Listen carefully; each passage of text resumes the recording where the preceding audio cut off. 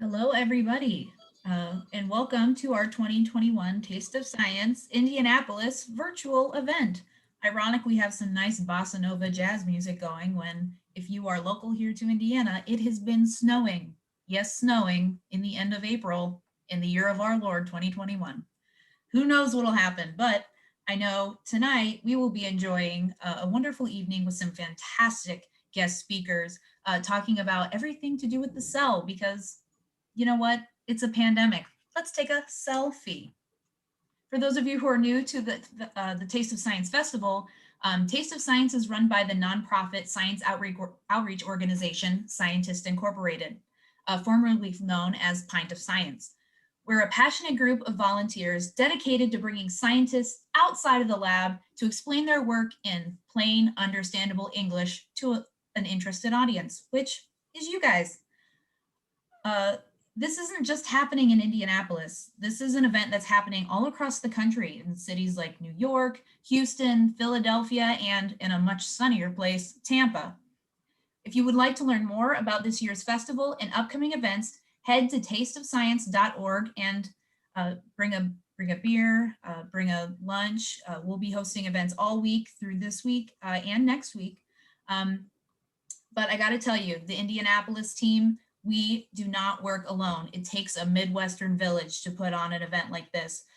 We're proud and happy to partner with our friends at Central Indiana Science Outreach, which you can find on Instagram, Twitter, and Facebook as CINSO, C-I-N-S-O, and our friends at Indiana Sciences, who've helped us put up this event together in years past and today.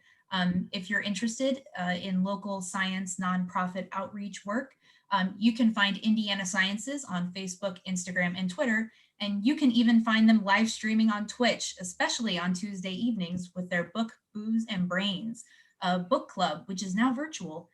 So you don't even have to be in Indianapolis to enjoy some of our wonderful book clubs. In addition, Indiana Sciences is participating in the City Nature Challenge, which is not just something happening in Indianapolis, but could be happening at a city near you.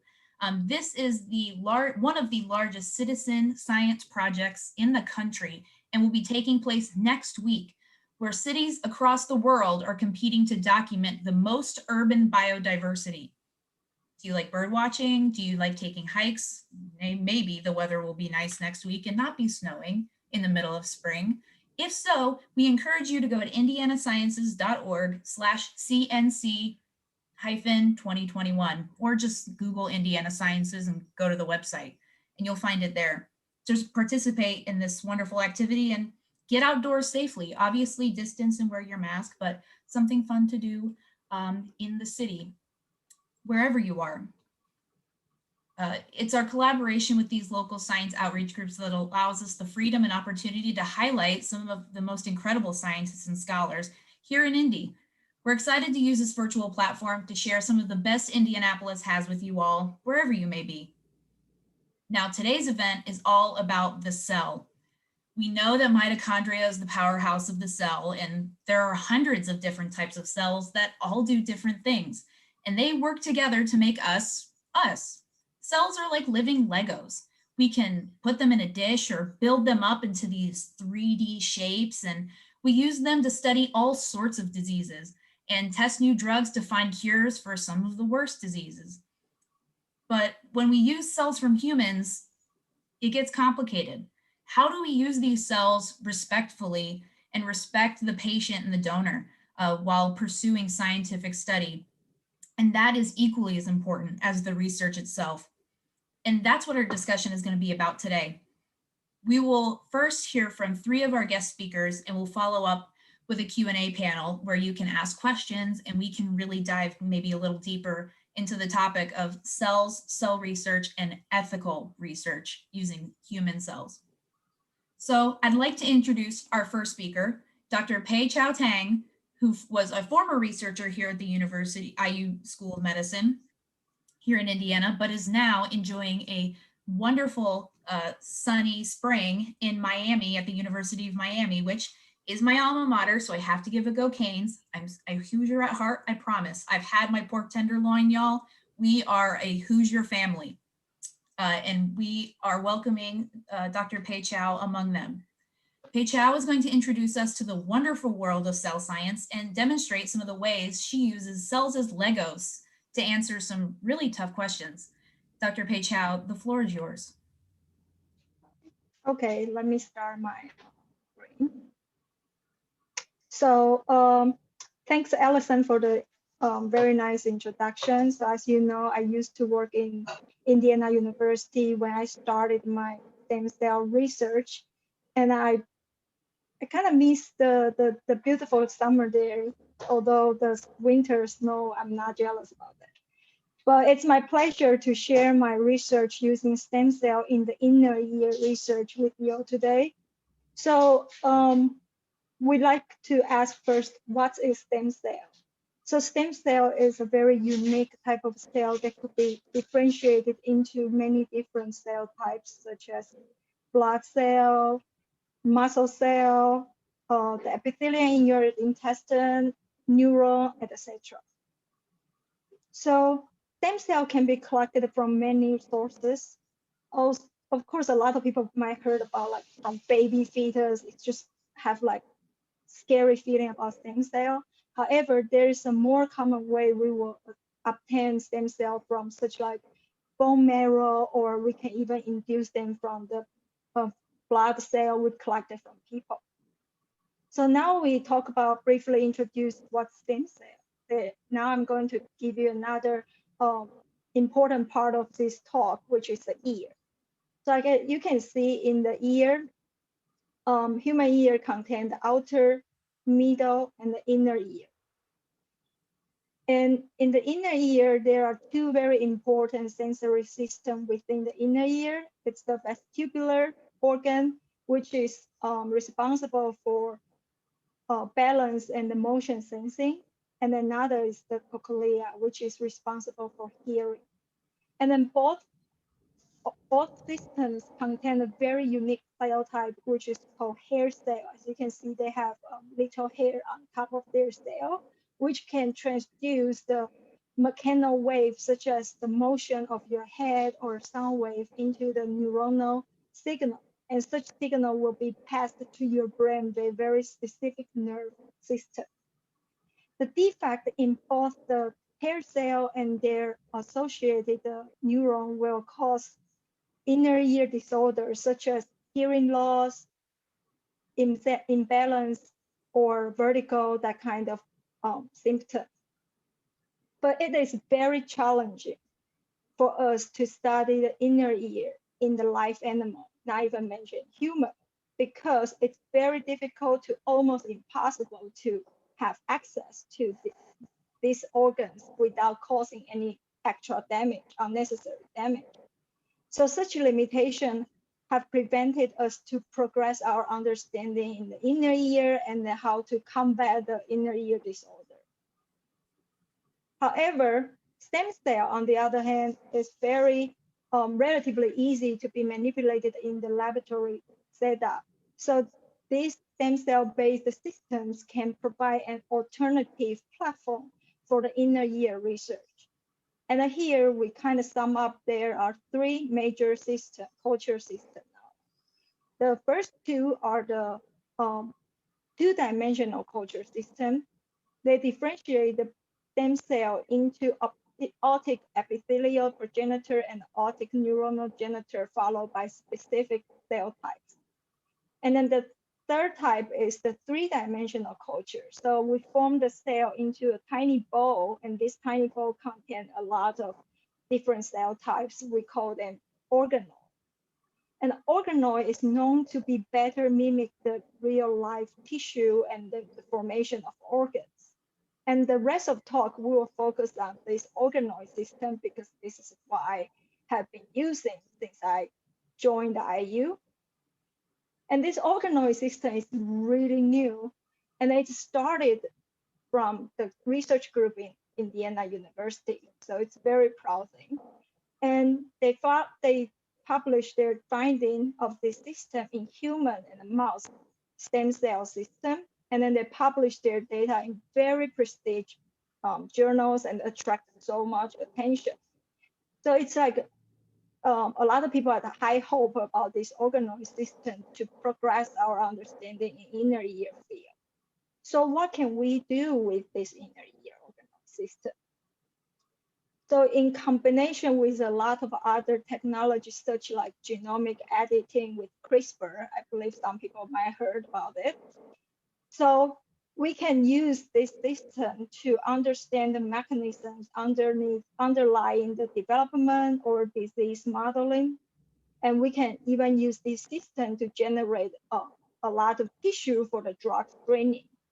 And with the knowledge learning from those processes, we can even obtain the patient-specific stem cell to develop cell therapy or personalized medicine. So there is a lot of potential there, but we need to start from somewhere. So where we started.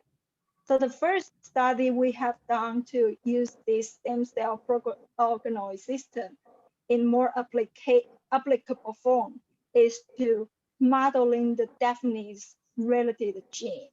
And as you can see, this kind of organoid, they contain very beautiful red stem hair cells surrounded by the green cell, and then they represent what's the unique hair cell inside of our ear.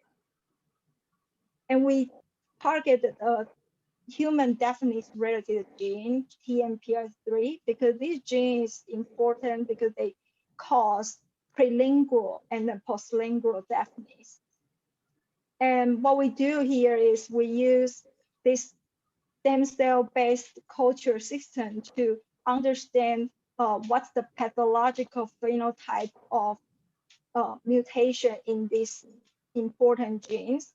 But in addition, we also parallelly work with the animal model, since we want to make sure like this novel system can really catch what's really happened in the animal. And it's very encouraging that the mutating the TMPR3 protein resulted in the same pathological outcome in both stem cell derived culture inner organoid system and the mouse inner ear. So this means this novel stem cell based system can catch the phenomena really occur in the live animal, and we can use this system to understand the mammalian genetic abnormality and then what's really associated with the abnormality, like pathology, and then what's the function involved in this protein. So what else we can do? Now we are happy to see like this system really can represent what we want to know about the live animal. And then now my current research after I moved to Miami, my research focuses on the inner ear development, because most of our knowledge in development, especially inner ear, is from the non-mammalian model. So with this stem cell-based system, we can study development of mammalian inner ear, and then more excitingly, we can obtain the human-derived stem cell and then study human development. So now the question what I'm trying to answer is to model and then elucidate the development of the human ear. And as you can see, we can grow this organoid, and then they contain the aortic vesicle, which is the part of process of development of inner ear, and ultimately we will have beautiful organoid containing many specific hair cells, which we are very interested in.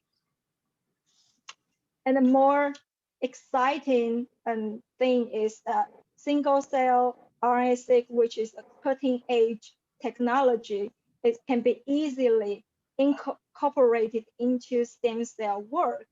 And then using this single cell sequencing knowledge, we can analyze tens to millions cells at once and know how cells transform, how they change over time. So this kind of work can allow us to answer some really fundamental questions such as reconstruct the lineage tree for the cell, and then understand how they grow, and then how we really from a single cell embryo toward a whole ear on your face, by your face. But on the other hand, from those knowledge, we also can start seeking solution to tackle the congenital inner ear disorder. And the more exciting thing is this organoid system is not only contain the cell from in the inner ear, it also exhibit the potential to study other cranial sensory systems such as lens, smell organ, or how your face moves.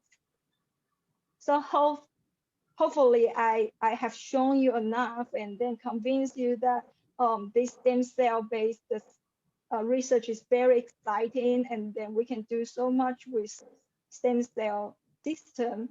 But even though now I'm just showing you the very beginning of this role. So, well, thank you for your attention. And I want to also thank you, like, of course, the Nelson Lab at Indiana University and all the researchers at Indiana University. And then the group I'm working with at Miami now, and all the funding agent. As you can see, Indiana CTSI also very helpful and supportive for doing research. So thank you so much. And then I guess later we will have Q&A, and I will be more than happy to give more detail or answer any questions. Thank you so much. And thank you for showing off those beautiful pictures. I had no idea. I mean, maybe I just don't know what an inner ear looks like, but those pictures of the organoids with all the, just beautiful pictures. And that's so impressive to think that this technology of, developing this inner ear organoid has only come around in the last few years. I didn't realize ears were so complex. Yeah, ear is like very, very beautiful. And then the scale within it is just like amazing. Everybody should Google hair cell, and then you will just like know why I dive into this research, just because cell are amazing and they're beautiful. Yeah, it brings a new meaning to cell service, because ears and cell phone, that was really bad. We're trying. Thank you so much, Pei Chow. I look forward to hearing from you in the Q&A, because I have a feeling we're going to have a lot of stem cell questions, because they are definitely a special type of cell. And I feel like I learned a lot about the ear, something I take for granted. I'm taking it for granted right now, and I don't even realize it. Thank you so much.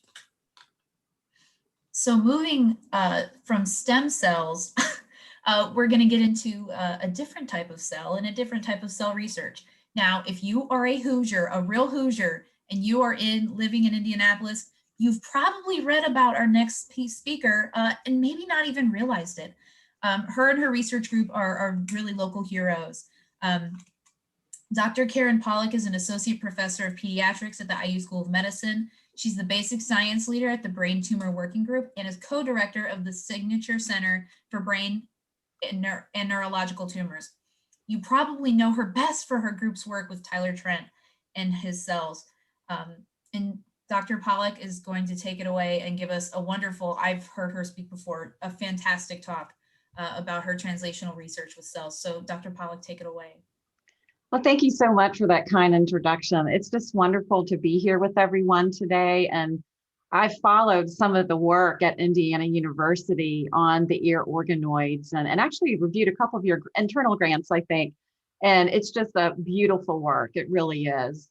So what I'm going to talk to you briefly today is really about Tyler Trent and his legacy and how it fits into the research program at IU.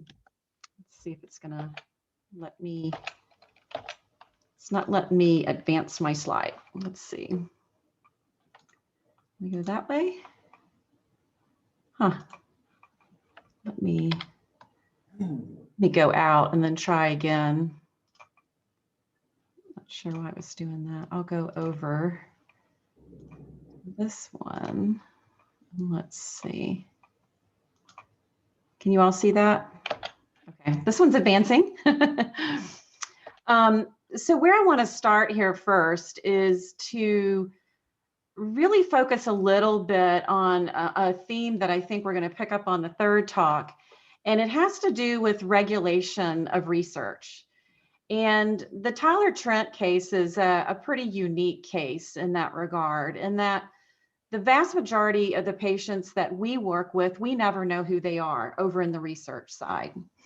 But occasionally we will have a patient that comes along, and Tyler was, he was of age. He was, 18 plus when we first met him. And so as I'll talk through our pipeline here, I'll bring up Tyler's models as an example.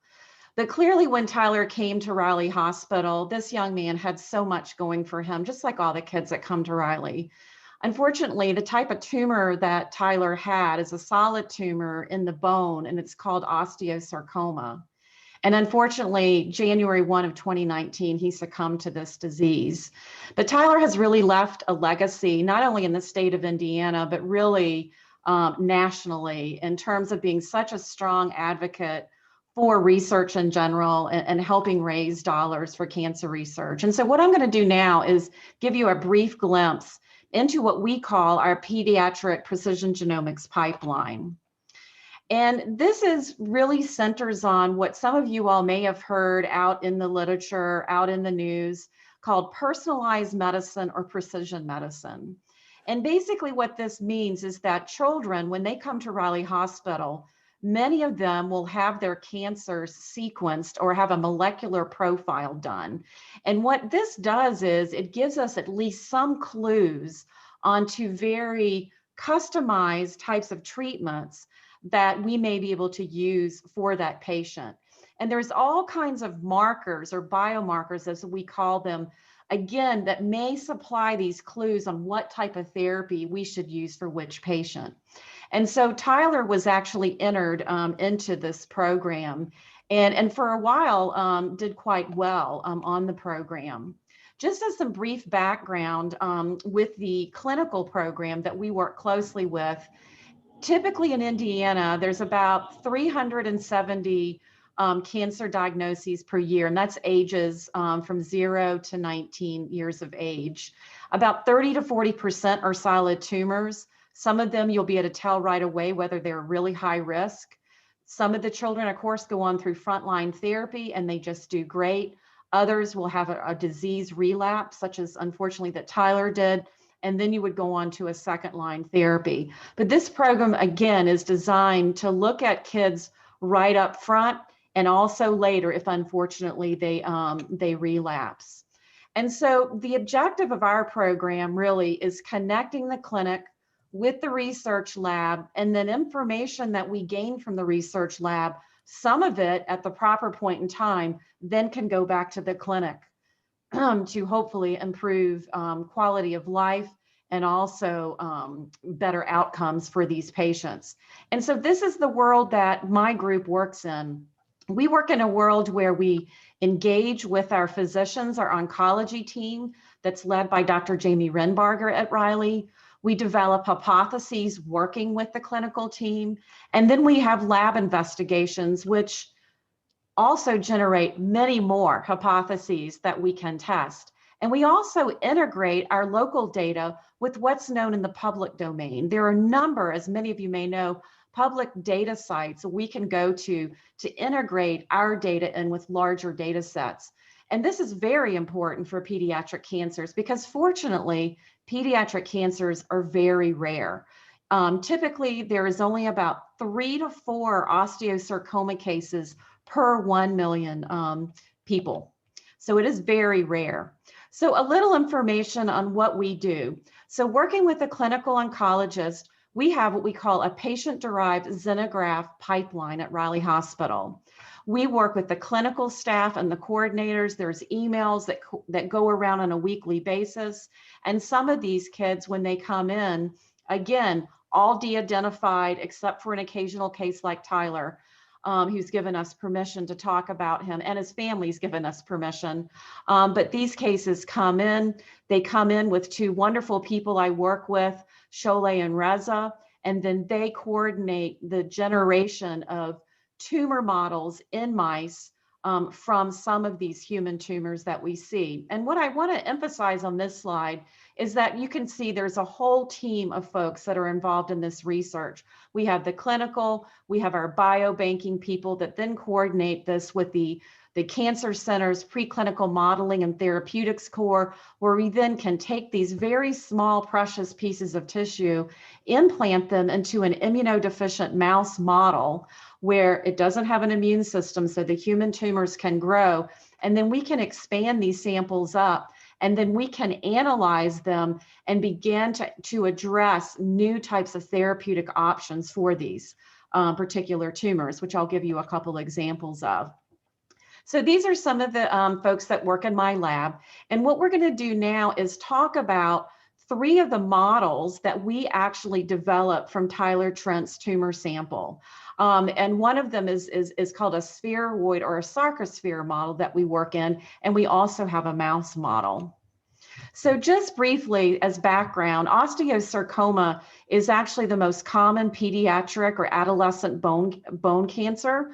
It has a bimodal incidence, meaning in that early growth phase where these kids, and particularly males, are having these very rapid growth spurts, they're a little more susceptible at that point.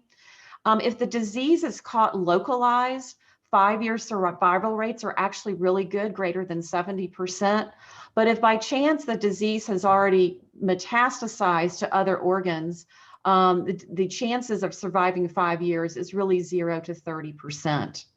And there's one common feature of osteosarcoma that we are working on that we think is one of the better therapeutic approaches that's really still kind of in that phase of taking the models, testing them, and is not completely over to the clinic yet.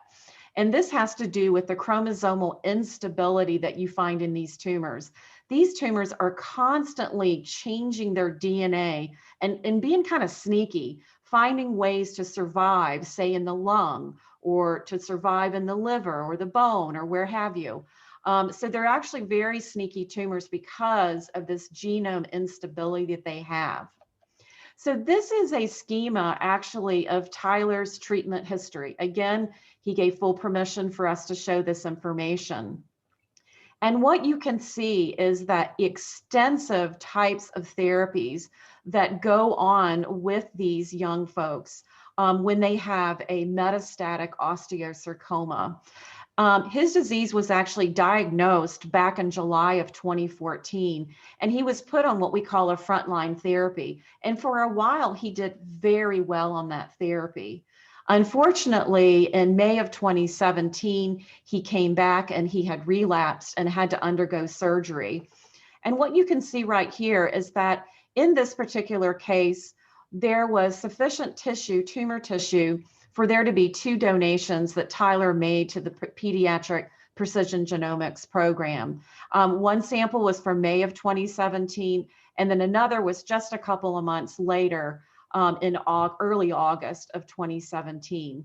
And we were able to take these samples, implant them very quickly into our mouse models, and then actually generate a substantial amount of tumor tissue that we are still studying today. We constantly have many of these PDX or patient-derived xenograft models going. This program actually started in 2016. So when Tyler first was diagnosed, we did not have the Pediatric Precision Genomics program. He actually came in about a year after the program started. But to date, we've actually generated 32 different PDX or patient-derived xenograft models from these very special kids that are seen at Riley. And then what you can see across here are decisions that the clinical oncologists made based on lots of things we found out about the molecular profile of Tyler's tumor. And there were some different types of small molecule inhibitors that were tried. But unfortunately, in this type of situation, his disease had really progressed. And what Riley is doing now, based on research that we and others are doing, is they want to be able to use some of these more experimental therapies up front, maybe when the disease burden is going to be a lot lower.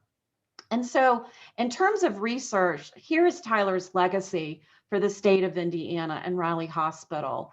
all of these are models that were developed from the tumor samples that he donated. We first have what we call a 2D monolayer. And this is the type of culture that I'm sure many of you've seen that grows in flask or on Petri dishes and things like that. And it still serves a great purpose, but we know this is not how tumors really grow. And so what we're always trying to do is to simulate what may be happening in the patient, make it as real as possible so we know that the data we're getting from our research is long-term going to be beneficial to patients. And so another model we work in is a 3D sarcosphere model. We call them mini tumors. And this is another way that we can go and test drugs and understand how these tumors may respond. But certainly the best model in terms of simulating the patient is to actually take these cells and put it in the bone of the animal, and then use this as a model to test novel therapeutic approaches. And so this is just one example of some data where this was from one of Tyler's models, where we take the mice and we actually implant similarly sized chunks of the tumor into the mice. Again, highly regulated work. There is an entire committee at IU on anything that you do with animals has to be submitted. It's called our IACUC committee, and it has to be submitted and it has to be approved by this committee before you can do it. So again, on the clinical side, we have lots of institutional review board regulation. And then on the research side, we have animal care regulation that we use. But here's an example of some of the initial results we got with Tyler's model. So it took us a good year to get the model, to expand it, to understand as much as we could about these very complex molecular signatures that osteosarcoma patients have. But based on that, we developed a pretty novel type of therapeutic approach where we tried to exacerbate or increase the genome stability in these tumors to the point where you actually kill the cells. And that's what we did here. And we work with what we call a bromodomain check-1 combination therapy. And the novelty here was both of these inhibitors have been looked at before, but no one had combined them in this type of approach. And so these are groups of mice that have been implanted with a tumor, and then we have treatments. We have a single drug treatment or we have the double drug treatment. And then we monitor the volume of the tumors over time.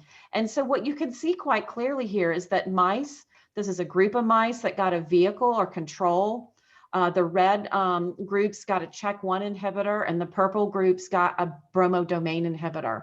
But what you can see quite nicely is that while the mice were kept on the dual combination therapy, the tumor growth halted. It just stayed in place. So that's exciting, but just as important is what is the health of this animal? One of the biggest dose limiting, problems that patients have is that these drugs can affect normal tissues in their body. And so we spend a lot of time looking at normal tissue toxicity to make sure things are okay in the animal. So body weight is just a very general way we look at it. We also have clinical observations where we look to see if the mice are not eating as much, are they not grooming themselves properly, or they have less activity. These are clinical observations we follow. We also check the bone marrow cellularity. Many of you may know the bone marrow is very susceptible to drugs in terms of just very sensitive to them. And then we do a lot of histology with our pathology group to look at the integrity or the organs as well. And so on the final slide here, where are we now with these models?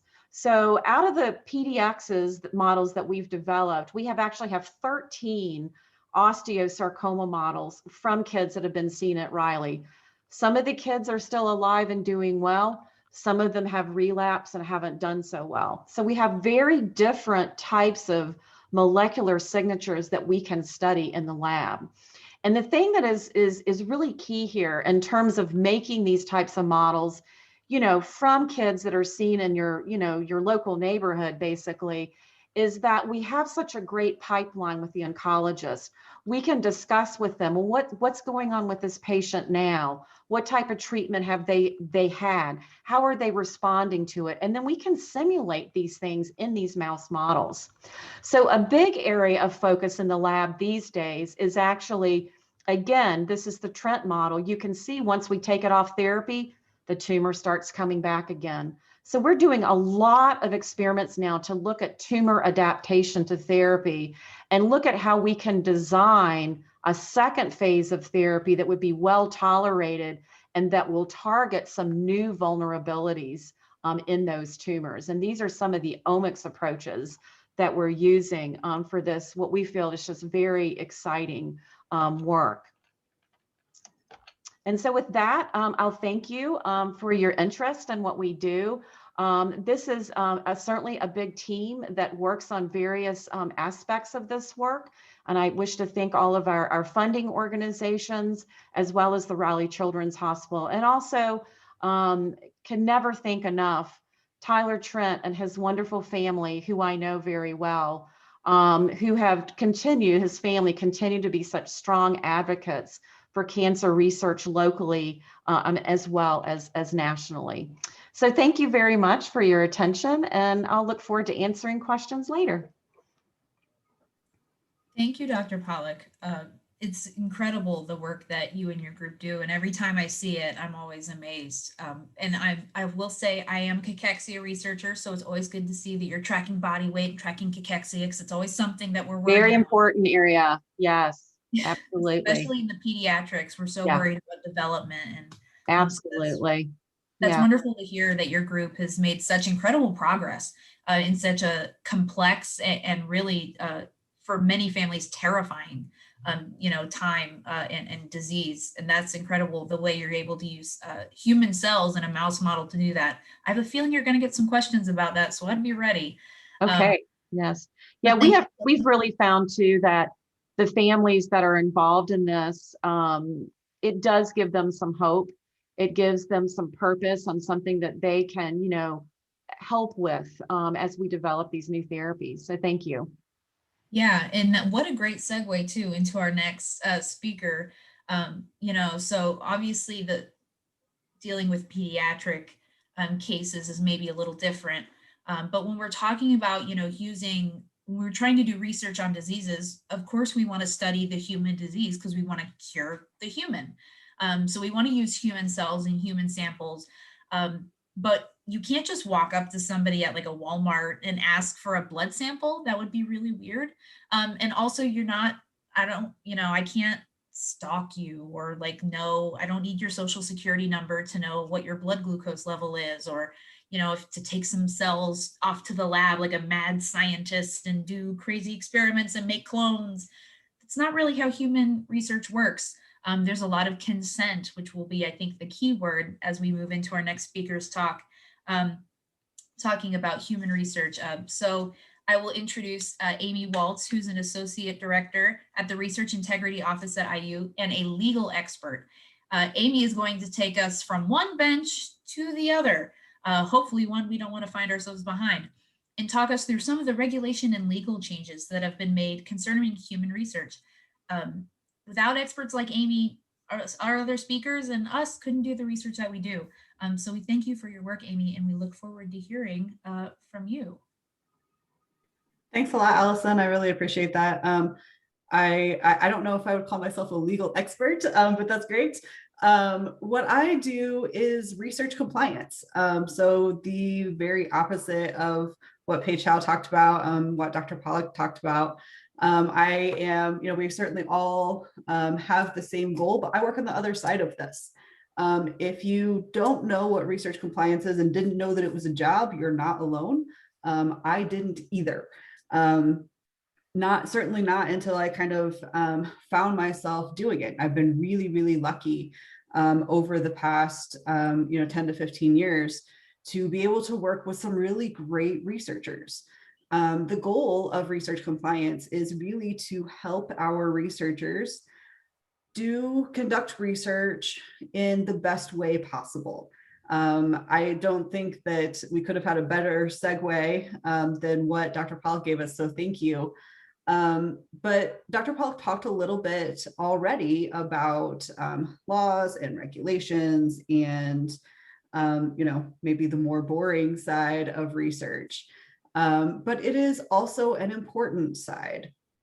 one of the things that has really struck me over the years in my role as a research compliance professional is the myths that people have about research.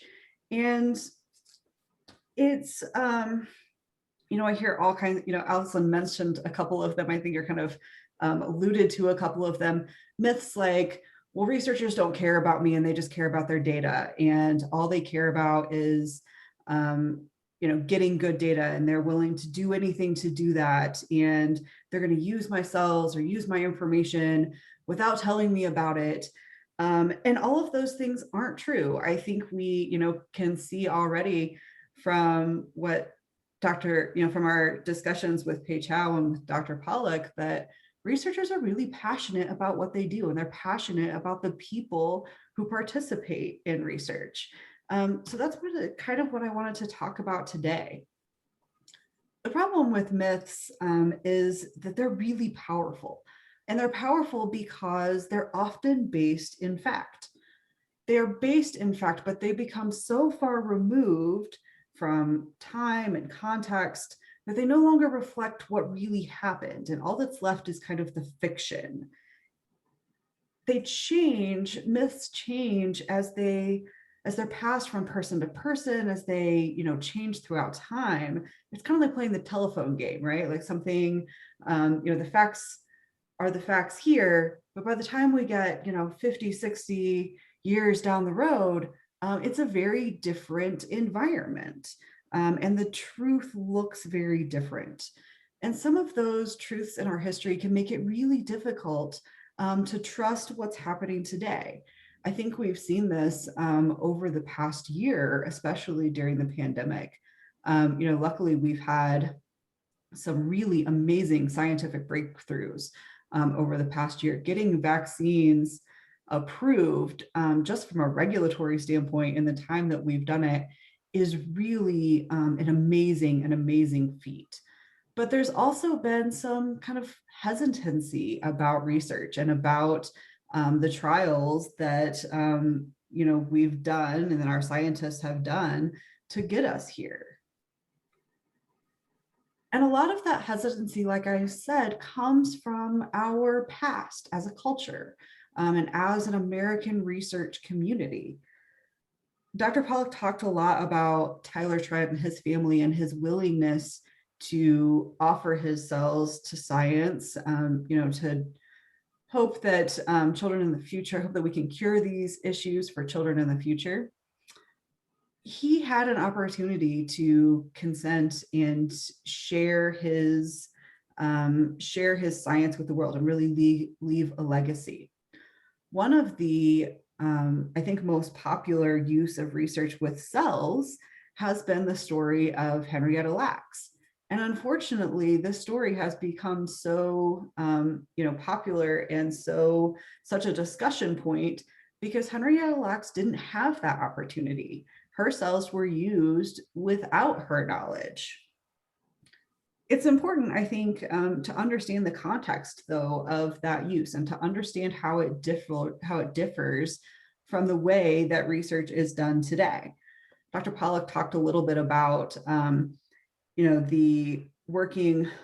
the connection between the clinicians and the researchers and how they cross those lines to make sure that good research can be done and that we can provide good treatment to our patients. When Henrietta Lacks was alive, there really wasn't a distinction at all between clinical care and research. Research wasn't thought of as the kind of scientific discipline that it's seen as today. It was not kind of a separate, it wasn't a separate kind of science. Instead, research was really wrapped up in clinical care. And things today, so that's a good example of, why Henrietta Lacks wasn't given the opportunity to consent, is because no one at that time recognized research participants as research participants, because no one recognized research as what it is today. So there were a lot of differences between what happened with Henrietta Lacks and her experiences and what happened with Tyler Trent's experiences. Ethical conversations and expectations have really, really changed since that time.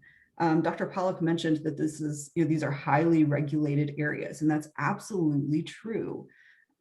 Today's researchers work really, really hard to make sure that research is conducted in a respectful way, and work really hard to make sure that our research participants know what they're doing and what they're giving and how their cells will be used in research.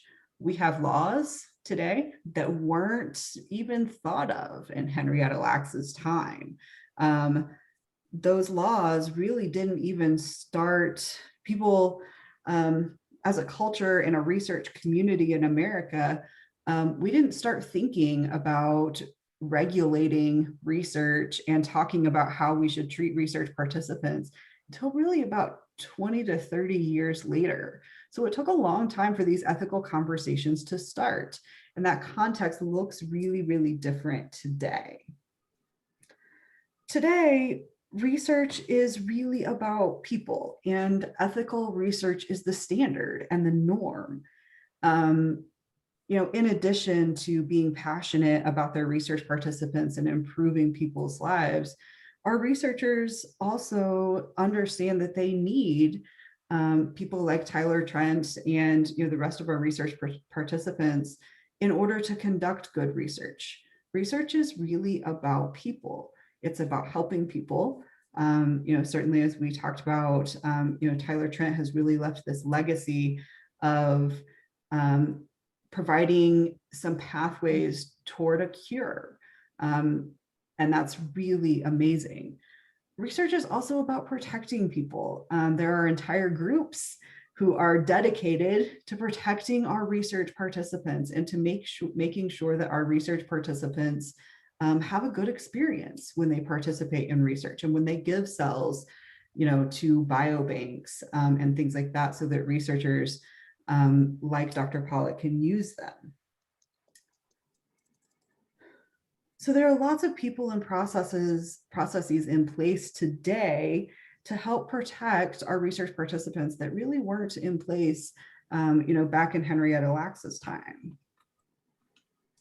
The reality of research today is that research can't be done without people like Tyler Trent, without people like you and me. I am not a researcher. I'm never going to be able to cure cancer.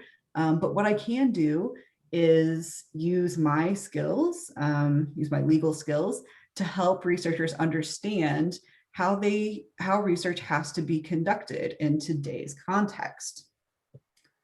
One of those things, as Allison mentioned, is informed consent. Informed consent is one of the biggest tenets of research conduct today. It is absolutely a standard. And if you've ever participated in research, you know that it's much more than a, hey, do you want to give a sample of blood so that I can do research on it? It's a much more involved process. It's a regulatory, it's a process that's dictated by the regulations. The regulations require that certain information be given to you when you participate in research. So it's really important to understand that informed consent process really is about you and about the research participants. It's important when we participate in research that we ask questions during that informed consent process. The researchers have some information that they're required to give to you. They work closely with our institutional review boards, as Dr. Pollock mentioned, to come up with the information that those two groups think are most important to give to our research participants. But informed consent is really about what's important to that particular research participant when they are participating in research. So if you go to participate in a research study, it's really important to ask questions and think about what's important to you. What's important about research really changes depending on the research participant. Some people are really interested in privacy. Some people just want to know, how much time is this going to take? How much do I have to do to participate? Some people want to focus on the risks. That information will be given to you. And some people want to know more about what's going to happen every day as I participate in this research. So it's important to think about, it's important for us as potential research participants to think about what's important to us as we go into that process. And it's important for researchers to think about what they think is important to tell those research participants. The institutional review boards and the other research compliance professionals like me help make sure that those things are done appropriately and that research participants really have the opportunity to provide real informed consent the way that Tyler Trent did with Dr. Pollock's group. So those are my quick thoughts about research ethics. I could spend hours and days talking about this. So I look forward to hearing any of your questions. I didn't want to sit here and read regulations to you because I might be a legal nerd, but probably everyone else is you don't want to hear that, but I'm happy to talk about it. You're telling me we're not going to read the CFR line for line to get through all of the Public Health Act? I mean, if you want that, I could share. Summer of 2019, I certainly was going line by line through the Public Health Act, but for different reasons. So maybe that will be one of our discussion points. I know we've already had a couple questions coming in for you about this informed consent and what that looks like, especially in the context of like Tyler Trent and patient donations. So be ready for those questions because they are rolling in. Thank you so much, Professor Waltz. Before we get into our Q&A, we want to give our audience, you guys watching, whether you're live streaming or here in the Zoom call, we want to give you the chance to win some prizes. Hope you were paying attention because we are going to get into a small trivia game. It's just a few questions, but we want to give, although we are in this virtual format, we can still have fun. So you can see if you're on the Zoom call, you'll see, or I guess if you're live streaming, you'll have the URL, which is joinmyquiz.com/pro. You can do this on your phone. You can do it on your computer, your iPad, if you're bougie. Go to joinmyquiz.com/pro and enter the code 713694. That is the code for our little trivia game. Similar to like Kahoot, if you have ever done a Kahoot, it's just a different platform. And yes, I did say prizes. So we will be shipping out to our winner of this trivia game a small prize from the Taste of Science crew. And we look forward to seeing how much you all learned from our previous 3 speakers. Although I will say, I looked through the questions, so I won't be participating, guys. There's no insider dealings going on. But I didn't know the answers to some of these questions. I learned putting these questions together, and I study cells like every day. So I feel like I maybe should do a better job at my job. But we're going to give everyone just a minute to join in on our trivia game at joinmyquiz.com/pro and enter the join code 713694. Look at that. Okay, we have a couple of participants who want to win prizes, free things, prizes. I mean, come on. Who doesn't like a good prize, especially during the panini, the panorama? I am here for a good prize, for a good pick-me-up, especially on a day where, again, it is spring and snowing. Can you tell I'm not happy? I'm not pleased with a spring snow shower. That is not what I signed up for. I'm very envious of you, Pei Chow, and I agree. The snow, I would not miss the snow. I think if I left, and I know my little vegetable garden would not miss it either. My little peas would be very happy to not be in the snow. All right, the quiz is starting momentarily. Our first question, well,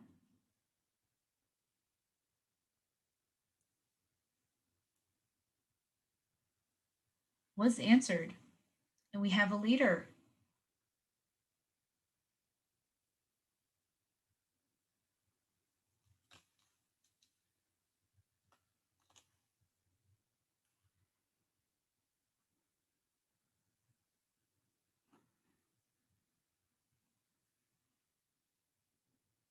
Ooh, getting some wrong, getting some wrong.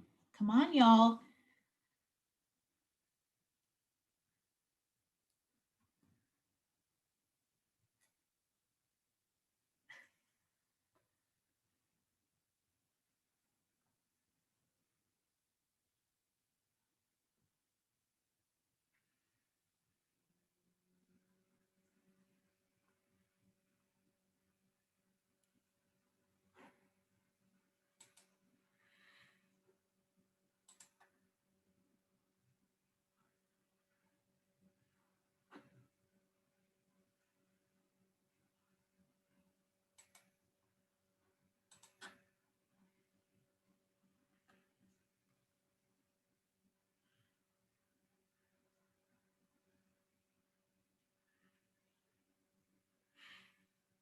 This is going to be a tight race for these prizes. I don't know.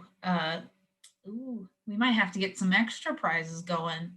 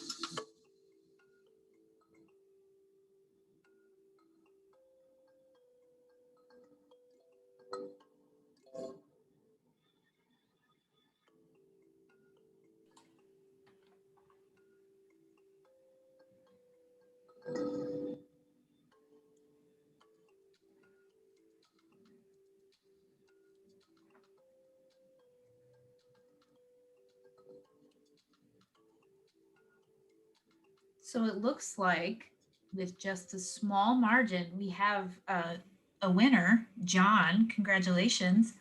We will reach out to you to get your information, send you a little taste of science prize to congratulate you. I know we still have one person filling out the quiz, filling out the trivia, but it looks like you are a clear winner. And we might have some follow-up prizes for number 2 or spot 2 and spot 3. So do not be surprised if you get a message from us asking for some shipping information. So thank you for participating in our little trivia game. And hopefully you learned something. I know I did. 200 different types of cells. What? That's crazy. And 30 trillion total in the human body. So there's 200 different types and then 30 trillion. And that doesn't include all the bacteria, which if you are a fan of South Park, you know that that outnumbers your cells like 10 to 1 or something. There's a lot going on. There's a lot of cells that make up your body, and most of them aren't even you. They're mites, they're bacteria. I had no idea. That was a new fact for me. But thank you for everyone who participated. So for those of you who are in the top 4, so John, LM, PB, and oh, it's showing, hello, John, PB, LM, send us your email addresses to the science. You can send it in the Zoom chat to the Scientist Inc.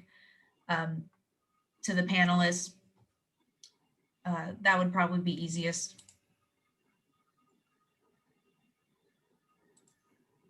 So just do that here in Zoom chat. I promise we're not going to share it. We're not going to sell it. We do believe in data privacy here in Indiana, in Indianapolis. But in Zoom chat, send a message to the panelists with your email address, and we will go ahead and send out, we will get your information from you. We'll send you an email, and we will get your prizes to you. So thank you for participating in our fun little trivia game. And I hope you learned something, because I know I did. Now we're going to get to our final piece of our event, which is a little panel discussion, a little Q&A with all three of our speakers. And so we really got to see the whole gamut of cell research. We got to see, Dr. Pei Chow showed us how you can build mini organoids, little inner ear organoids, using the cells as the building blocks. And then Dr. Pollock showed us a way that we can take cells from a person and use that to create a different type of model. So instead of using cells as the building block, we're using the cells as more of like the interventions, more of our variable. And then, you know, Amy Waltz really gave us a great overview of how we can do that respectfully and how we are not just walking through a Walmart trying to take people's samples and taking things from anybody who falls asleep. I'll take your DNA. It doesn't work like that. And so making sure that we're really seeing the whole gamut of cell research for what it is, from tiny organoids to, you know, these whole systems of compliance and really approaching research with respectfully, I think is the way that, at least from the researcher side, we try to do it. So we got a lot of questions that came in. And I think this first question goes to Dr. Pollock, but I also would be curious to hear from Amy Waltz. So in the case of Tyler Trent, you know, you talked about how his family was very involved. So maybe his case is an outlier, but how much say does his family have in the types of experiments that are performed using his cells? And then maybe, Amy, you can expand, when somebody gives, you know, cells to be used for research, how much of a say do they have in like future experiments that are done? Yeah, that's a great question. We actually discussed a lot about this case before the code was broken. So the way the whole situation happened is we get samples, we have a biobank that releases the sample to us, and then the code gets changed. And so we have our own coding system. And so there's only a couple of people who can link the codes, and they have, you know, different layers of approval because of, you know, HIPAA and all this kind of thing. So what happened to us is one day I'm in my office, and this is probably October 2018, I think. And one of my oncology colleagues called me on the phone and said, we have an interesting case here. We have a young man who, I think at that point he was maybe 18 and a half. And so he's no longer a minor. He has approached his family and said, you know, what happened to that research tissue? And Tyler was just a very curious young man. And so the oncologist said, well, he went to the biobank and was like, well, looks like the Pollock group did receive some tissue. And again, that's part of the consent that Tyler fills out, that it's going for research. And the consents we have at Riley Hospital, they spell out what we will be doing in a general sense. And so it's pretty broad. I mean, it's, we're not going to go selling his tissue or anything like that. We're using it for research purposes. And so it was pretty broad in terms of we could go in and look at the molecular signature, and we could develop our own models.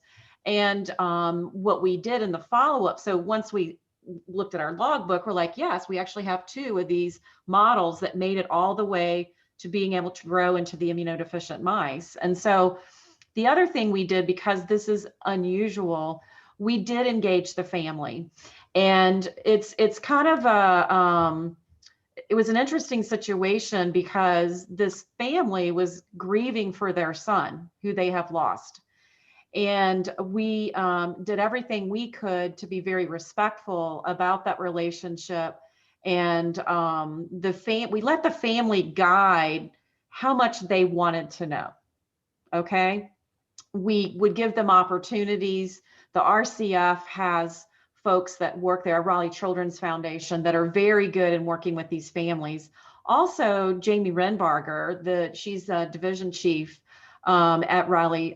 She knew the family, and so she could have conversations with them. And so we wanted to communicate as much as they wanted to know, and emotionally how much they wanted to know. And the Trent family is just one of those families. They're like, we want to know everything. So they actually came to the laboratory. They actually looked under the microscope. The cells you all saw, his mom and dad came in the lab and looked at that. And that's pretty brave. I don't know if I could do that. But they did that. They wanted to see where the tumor cells are stored. And we have a big like liquid nitrogen thing. And so we pulled it out and showed them.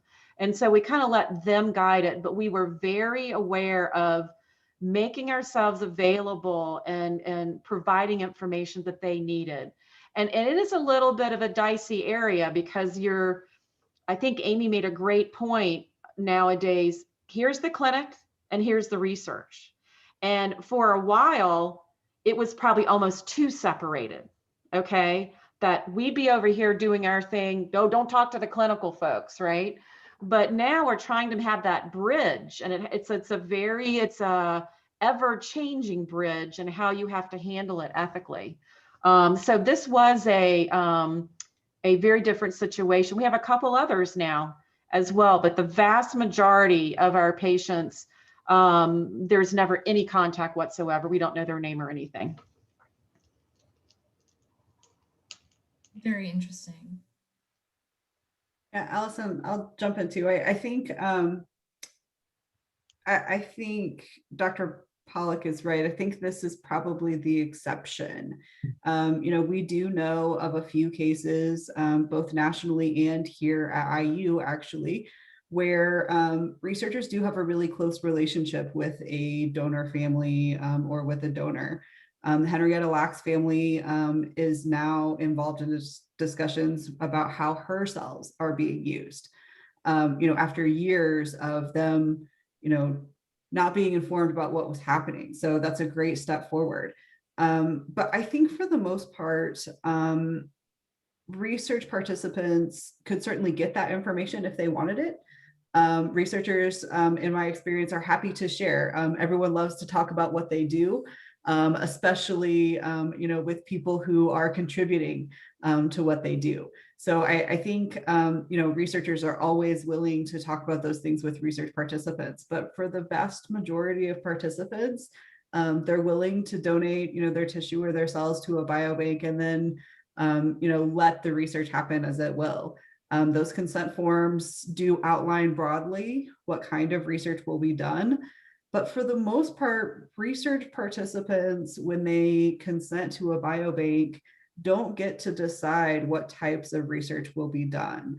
It's really just a decision of, here's what the researchers are saying, here's how they expect my cells to be used. Is that okay? Am I comfortable with that? But it generally doesn't get more specific than that. Yeah, and so maybe a follow-up question for Amy. So in the case of Tyler Trent, that information was re-identified. Is that normal for patient samples? So I think the norm is for them to be de-identified, at least at least for researchers to not have information not have access to those identifiers. But we do know of a couple of situations where research participants have come back and said, I have something else and I want to be involved. The Komen Bank, I know many people here in Indianapolis are familiar with the Komen Bank. They collect breast cancer samples. There are a couple, usually from healthy women. We do know of at least 2 or 3 research participants who have come back to that bank and said, I have since gotten breast cancer, and I'd like to share my breast cancer tissues. And those participants have been re-identified at their own request. So it does happen, but certainly samples stay de-identified or anonymized for the vast majority of researchers. That's fascinating. As a researcher, I didn't know that there are so many patients who are willing and excited to be that involved in the research done with their samples. That's fascinating. Thank you for those thoughtful answers. Now we have a question for Dr. Pei Chow. So we have some listeners who are curious whether your inner ear research is potentially related to tinnitus or inner ear ringing, or maybe if another like inner ear disease. Yeah, I think that's a lot of people have that kind of question when they know we are working on inner ear, and then they want to know what can we really contribute to the human health. And then that's what we are doing now. What we are doing is the first step to understand like why people, for example, why people have the tinnitus, like why you have ringing, because there's still a lot of uncertainty about what's the cause of that kind of symptom. And as I mentioned earlier, it's almost impossible to pop out a person's ear to figure it out because it will cause actual unnecessary damage. So what we are doing is using the culture to identify what the cause and then the mechanism underneath the problem we can see on the surface.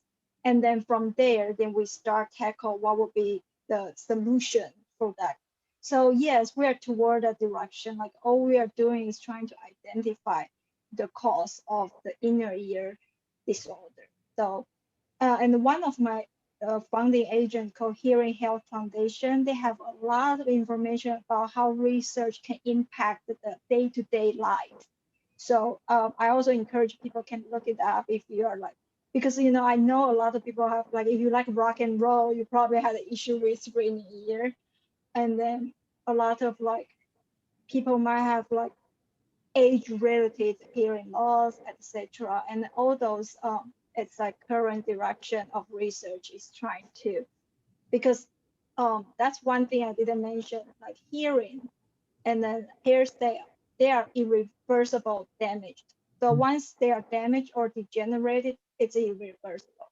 So that's another reason why a lot of elderly people will start noticing having hearing loss or a balance sensing issue, because they have some just nature degeneration in their inner ear. And then that's also one of very hot topic we try to figure out what we can do to regenerate or like repair the damaged tissue. And then those are like our goal for our research at the moment as well.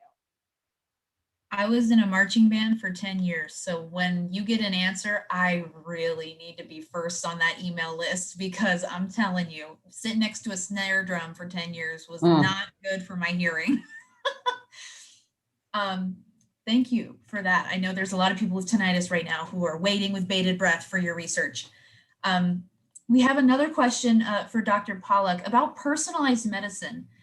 So, you talked about how you're developing these animal models from patient-derived tumors, and it's a form of personalized medicine, but does personalized medicine help anybody else beyond the person who donates, or can that research be used to help others? Yeah, it definitely can. So I'll give you one example that I think it's important for me to discuss just a little bit. So one reason we want to generate these models, of course, is we want to find the best treatment for that model. Now, it takes a long time for us to develop this model. So at that point, the information we're getting from that model may not apply to that patient it came from, okay? So that's the one thing I wanted to say. And it has a lot to do with, we get very limited tissue. The tissue can be highly necrotic, so we get a small piece. Actually, the second donation we got from Tyler, I really didn't even think it was gonna grow. There was so much necrotic tissue in there, which is very common in this type of cancer. But one example that we have with the Tyler Trent case is there was one of the drugs that he was put on very late in his course, okay, of disease. And it's a drug called palbociclib, and it's actually a CDK4/6 inhibitor. You may have seen it on, there's ads for it. It's used in breast cancer all the time. And so part of his signature was that there was a hyperactivation of the CDK4/6 pathway.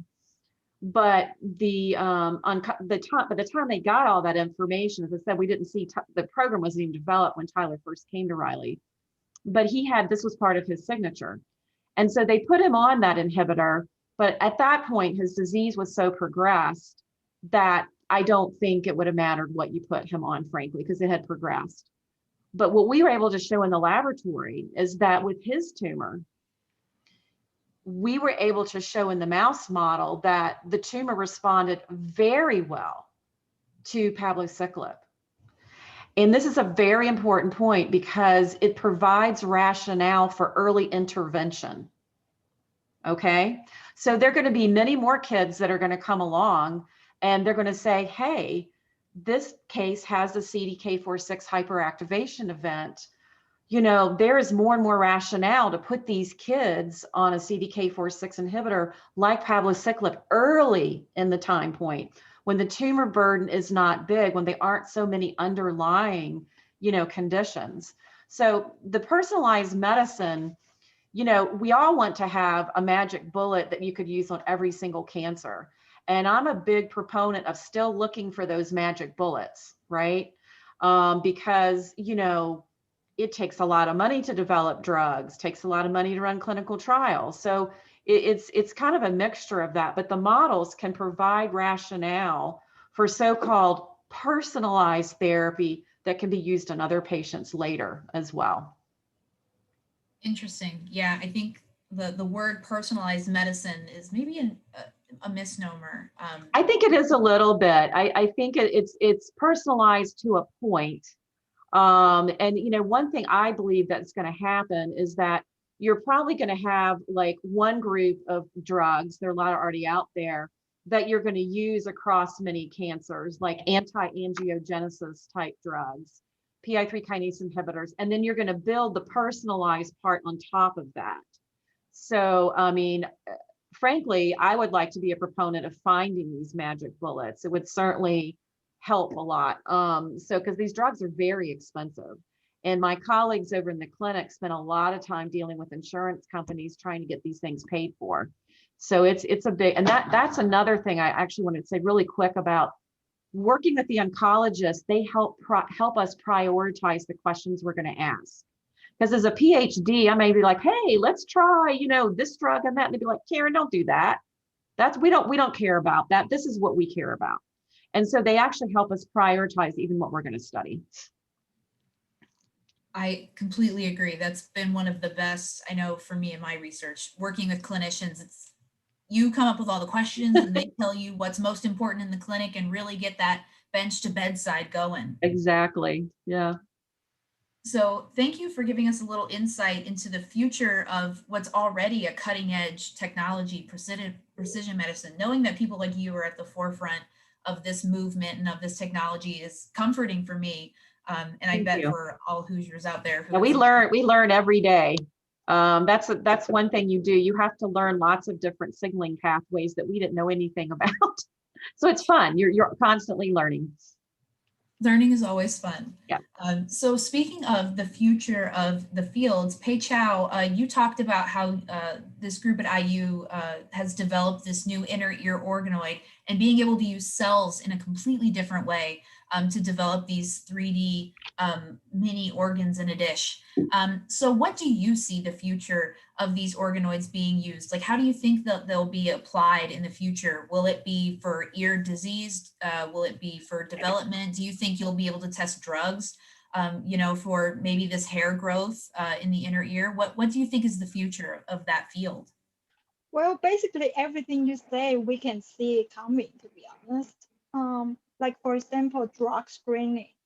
The inner ear organoid will be a good tool to have it because, you know, inner ear is very small tissue, and then there are very limited biological material. So if we can really master the organoid system, then we can provide enough hair cell to for high throughput screening, then we can figure out what might be possible good drug to deal with like hearing loss or vertigo or sensing. And then also, we also trying to provide from understanding the developmental aspect, we can understand what stage might be the best candidate to put into the inner ear as cell therapy. Because if you just put the stem cell in, it's going to go crazy. It's not going to go into inner ear because there's so much potency there. So those things, it's the combination about we can use this system to not only directly jump in applicable medicine, but we answer some very fundamental question which has been linger around for a long time because just such fine tissue and such limited resource to study. So I can see once we that's another reason I'm doing the developmental study, because once we learn more about how they can develop to the inner ear, we can use this knowledge to go back to optimize the organoid system to make it have more potential to do further drug screening, stem cell therapy, and then learn more about what's this unique cell, how they function, how they really, how the physiology inside of ear. So yeah, like I think there is a really wide door open for this stem cell organoid system. And I think a lot of groups, they learned this from IU's research team, which I think is very impressive. Like originally I jumped in the Indiana University because I think this research is amazing and has high potential.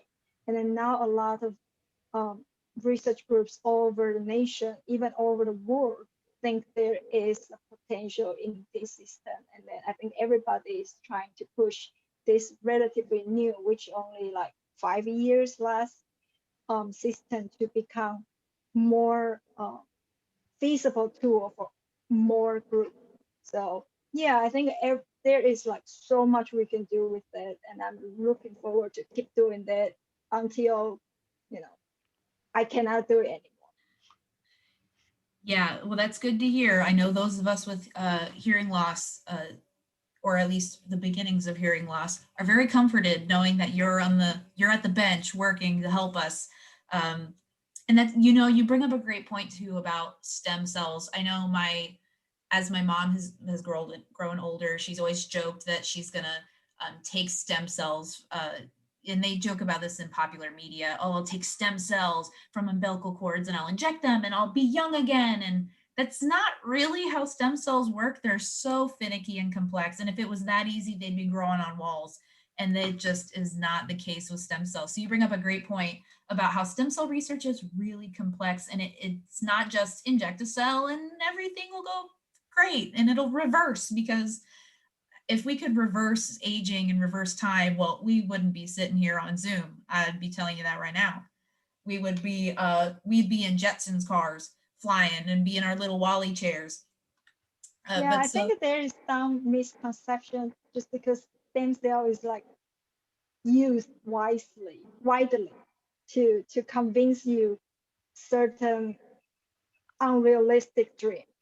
There is hope, but I think there is a lot of steps between we can have a couple of stem cell and then suddenly back to 15, that kind of situation.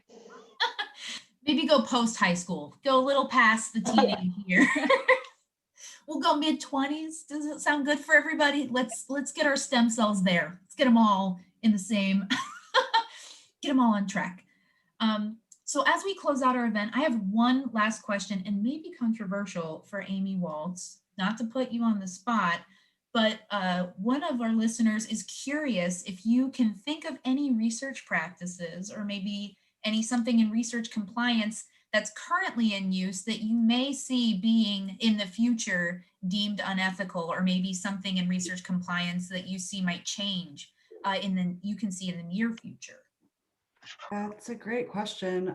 So one of the things that has been really controversial with the COVID vaccine has been these challenge trials where participants are actually given the vaccine and then treated. They, as you know, as it, just saying it sounds controversial, right? It makes you go, ooh, we shouldn't be doing that. Because those kinds of trials, we've seen that kind of thing go very badly in the past from an ethical standpoint. That doesn't mean that there isn't a way to do it ethically. In those, there are a couple of trials like that, not here in the US, a couple, especially in the UK, and they're being reviewed by ethical boards as well. So, there are some ways to use, careful informed consent and things like that to get to address some of those ethical questions. But that's one of the things that I think has been really controversial over the past year. And I think we're going to see quite a bit more discussion, especially as we learn the long-term effects of COVID, especially. So I think this is going to be a little bit of an ongoing conversation in the research ethics world. For sure. Well, I think everything COVID related is going to be a long going discussion, but especially, when it comes to even just research design, COVID has really opened up a lot of discussions. And so that's interesting that the compliance world is also looking at COVID trials under maybe a little stricter of a microscope. And moving forward, I think we're going to see a lot of changes in the way science is done and the way clinical science is done. So that'll be very interesting to hear from you in your office in the near future. I will be looking on the IU Research Integrity Research Compliance blog page, which I'm not saying you talk about being a legal nerd. I keep up with that blog. So I will be looking for your next publications. So with that, we come to the end of our event. I do want to give the biggest thanks and the biggest shout out to you, Professor Waltz, Dr. Pollock, Dr. Pei Chow. You guys have been wonderful and really highlighting not just Indianapolis for the nationwide Taste of Science world that this is going to be broadcast and viewed by. But even here, just to hear about, the people who are working a few offices down from some of us, you're our neighbors. Part of our goal with this event is to highlight the fact that we have so many incredible academics here in Indianapolis and in Indiana, but we're also just your neighbors. We're normal people too. And the ivory tower is no longer a Rapunzel tower. It's just, down the street, kind of, around the block kind of place. And we so appreciate your time and your willingness to come talk about these really complex and wildly complex concepts and ideas in your world and bring them down to a level that I can be, 1 or 2 beers in and still get something out of it and understand it. So we thank you so much for your time and for your expertise. I want to give a big shout out to the Taste of Science Indianapolis team, the CINSO team, Indiana Sciences. You all have been wonderful behind the scenes organizing this event. This event will be recorded and put on YouTube for your future viewing pleasure, if you would like, or if you would like to reference it in the future. If you would like to donate to the Taste of Science cause for when we can go back to in person and actually give you guys beers, because normally we would be all giving out beers because Indiana is known for the 3 C's: corn, cars, and craft beer.